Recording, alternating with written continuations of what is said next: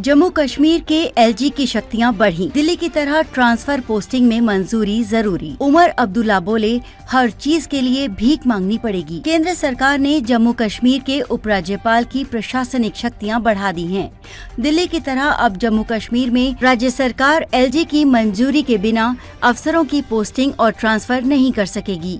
गृह मंत्रालय ने जम्मू कश्मीर पुनर्गठन अधिनियम 2019 की धारा 55 के तहत बदले हुए नियमों को नोटिफाई किया है, जिसमें एलजी को ज्यादा ताकत देने वाली धाराएं जोड़ी गई हैं। उपराज्यपाल के पास अब पुलिस, कानून व्यवस्था और ऑल इंडिया सर्विसेज से जुड़े मामलों में ज्यादा अधिकार होंगे। न्यूज एजेंसी ANI ने बाद में सूत्रों के हवाले से जानकारी दी कि केंद्र ने सिर्फ व्यापार नियमों के लेन देन में संशोधन किया गया है। जम्मू कश्मीर पुनर्गठन अधिनियम 2019 में बाकी चीजों का जिक्र पहले से ही था। हालांकि एजेंसी ने गृह मंत्रालय का जो नोटिफिकेशन जारी किया है, उसमें पहले के प्रावधान और 12 जुलाई को किए गए बदलावों के बीच स्पष्ट अंतर की जानकारी नहीं दी गई है। राज्य में सरकार कोई रहे, ताकत एलजी के पास। जम्मू कश्मीर में इसी साल सितंबर तक विधानसभा चुनाव होने वाले हैं। ताज़ा फैसले के बाद राज्य में किसी की भी सरकार बने, लेकिन अहम फैसले लेने की शक्तियां एलजी के पास ही रहेंगी।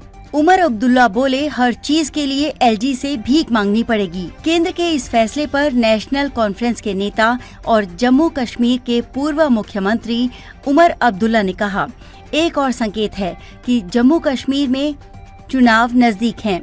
यही कारण है कि जम्मू कश्मीर के लिए पूर्ण अविभाजित राज्य का दर्जा बहाल करने के लिए समय सीमा निर्धारित करने की दृढ़ प्रतिबद्धता इन चुनावों के लिए एक शर्त है। जम्मू कश्मीर के लोग शक्तिहीन रबर स्टैंप सीएम से बेहतर के हकदार हैं, जिन्हें अपने चपरासी की नियुक्ति के लिए भी एलजी से भीख मांगनी पड़ेगी। 5 अगस्त 2019 को पारित हुआ जम्मू कश्मीर पुनर्गठन अधिनियम। 5 अगस्त 2019 को जम्मू और कश्मीर पुनर्गठन अधिनियम संसद में पारित किया गया था।